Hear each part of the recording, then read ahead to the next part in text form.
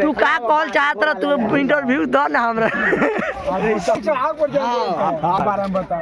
बोला तू का कॉल चाहता रहा जीप वाला घेर के मारत लो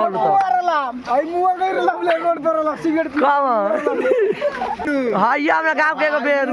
राधी रोड पर रहेला से बोलना रे रे रे छौरा रे